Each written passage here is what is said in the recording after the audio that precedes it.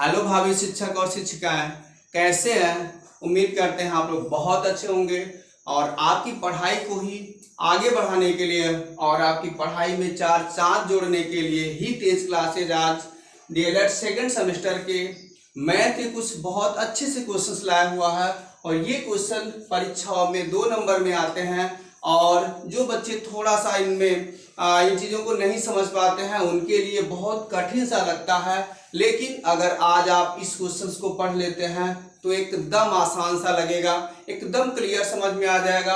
और निश्चित रूप से इसको देख लीजिए, जिससे ये क्वेश्चंस और इसके जैसे क्वेश्चंस तो आपकी परीक्षा के लिए एकदम डन हो जाएंगे। तो चलते हैं सीधे क्वेश्चन में।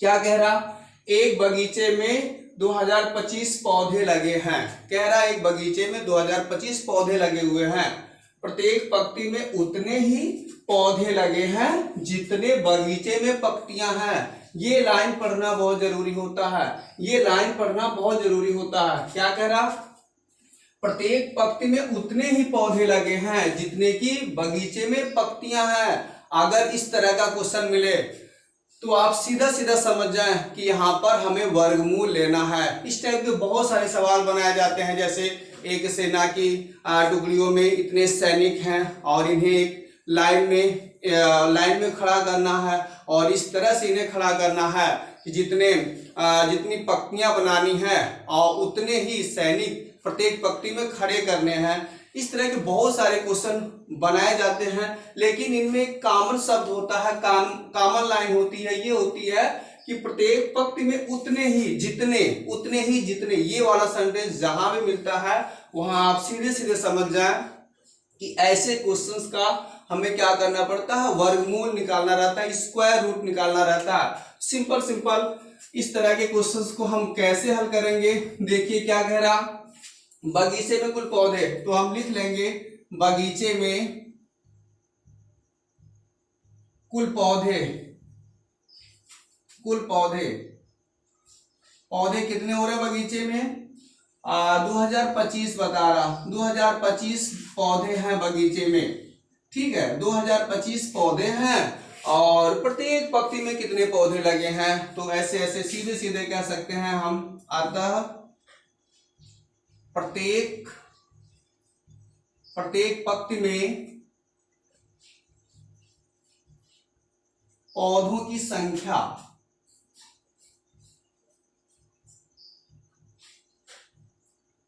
संख्या क्या होगी, बस इसका आप वर्गमूल निकाल लीजिए। क्या कर लें, वर्गमूल निकाल लेना है। तो 2025 का आपको वर्गमूल लेना है। क्या करेंगे, कैसे वर्गमूल लिया जाता है देख लें। हम ऐसे नंबर को लिख लेते हैं और दाहिनी तरफ से हम पेयर करते हैं, जोड़ा लगाते हैं। इधर से 2 अंकों का जोड़ा लगाया, इधर भी 2 अंकों का जोड़ा लगा दिया, कोई और अंक नहीं बच रही है, सारे अंक जोड़े में है। ठीक है, इसके बाद हमें क्या करना रहता है, पहले जोड़े में अगर ये नंबर लिखी गई है तो हम इसके लिए ये सोचें ऐसी कौन सी संख्या होगी जिसमें उसी का गुणा करवाने पर भी वो 20 से कम आए। तो सोचिए, 3 में 3 से गुणा करवाएंगे 9 हो जाएगा।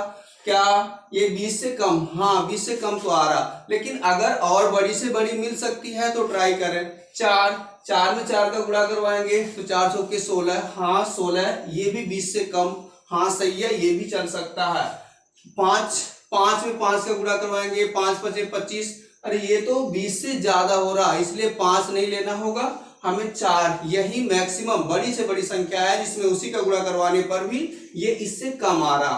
तो इसका मतलब हमारे लिए यहाँ 4 लेना बेहतर होगा। तो 4 यहाँ लिखा, 4 यहाँ भी लिखते हैं, 4 यहाँ भी लिखते हैं, ऐसे लिखते हैं।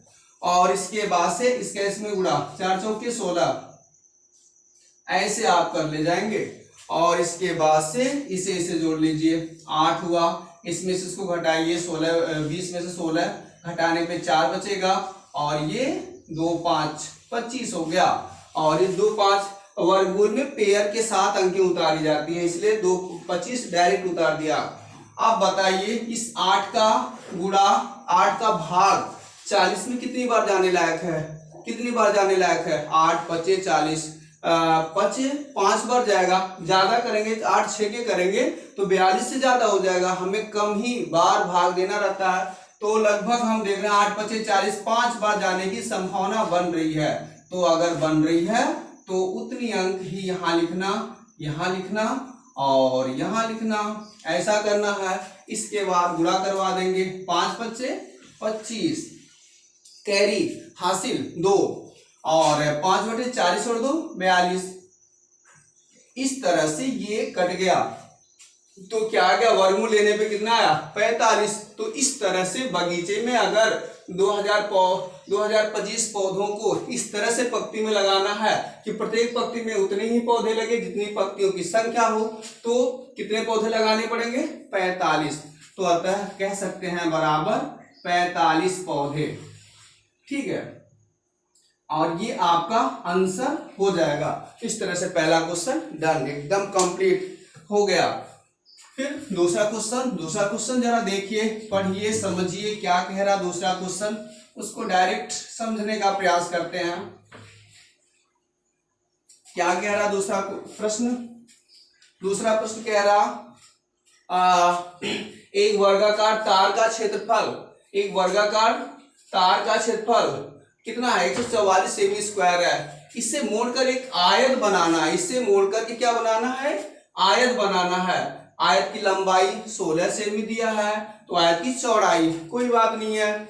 अगर एक बात और जान लीजिए, अगर ये वर्गाकार तार को मोड़ करके आयत बनाया गया है तो इसका मतलब तो यही हुआ, इसका क्षेत्रफल और आयत का क्षेत्रफल दोनों आपस में बराबर। तो कह सकते हैं, सॉल्व कर लेते हैं, कह सकते हैं वर्गाकार तार का क्षेत्रफल, वर्गाकार तार का क्षेत्रफल बराबर आयत का क्षेत्रफल। ये पक्का निश्चित रूप से होगा, आयत का क्षेत्रफल ऐसा तो होगा ही होगा। तो इस तरह से ये कर दिया। वर्गाकार तार का क्षेत्रफल कितना दिया है 144, 144 अच्छी बात है, नीचे लिख दिया।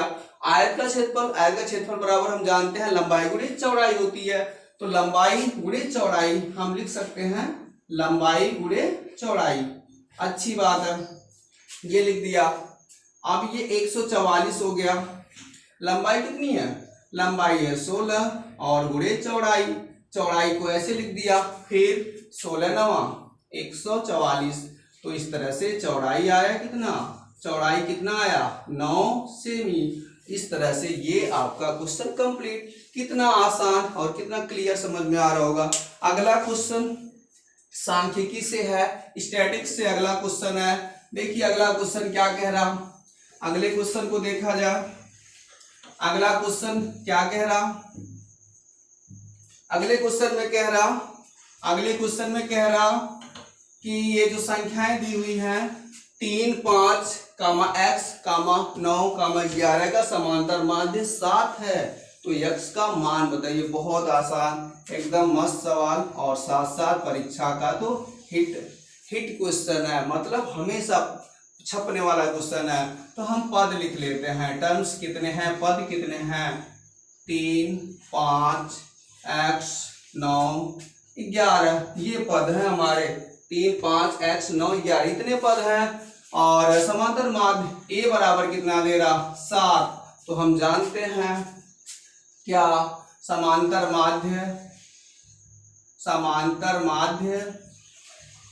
माध्य बराबर होता है सिग्मा x अपान n, पदों का योग बटे पदों की संख्या।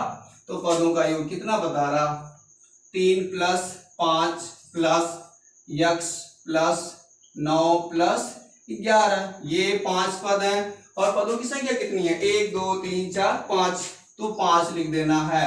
हाँ, साथ साथ हमें ये भी लिख देना चाहिए था n बराबर पदों की संख्या बराबर 5, यहाँ भी लिख देना चाहिए था। अब बताइए समांतर माध्य कितना दिया हुआ है 7 लिख दिया, और ये सब जोड़ देते हैं 11, 9, 20 और 5, 25 और 3, 28, 11, 9, 20, 5, 25, 3, 28, 28 प्लस x बटे 5, ऐसा कर दिया। ठीक, ये बन जाएगा। अब इसके बाद बताइए, इसके बाद क्या हो जाएगा, इसके बाद यहाँ पे बटे 1 करके क्रॉस मल्टीप्लाई करवा लीजिए। क्रॉस मल्टीप्लाई करवा लेते हैं, क्या बनेगा, या करके इधर लिख लेते हैं और क्या बनेगा 28 प्लस एक्स 51, 28 प्लस एक्स यही रह जाएगा बराबर 5 का 7 से 5 7 35 ये बन जाएगा। और इस तरह से x बराबर क्या आया 35 माइनस 28 बराबर कितना आया कितना हो जाएगा 8। तो इस तरह से x का मान क्या बन रहा 8 आप कह सकते हैं। अतः x बराबर यहाँ कह सकते हैं x बराबर 8, यही आपका आंसर। तो उम्मीद करते हैं ये सारे के सारे क्वेश्चन एकदम क्लियर समझ में आया, और ये क्वेश्चन अगर आप समझ गए तो इनके जैसे क्वेश्चन को भी आप लगा ले जाएंगे। तो इस तरह से जरूर चैनल को सब्सक्राइब करें, और वीडियो अच्छा लगता है तो जरूर लाइक करें और एक छोटा सा कमेंट भी करें। तो आज के लिए बस इतना। जय हिंद,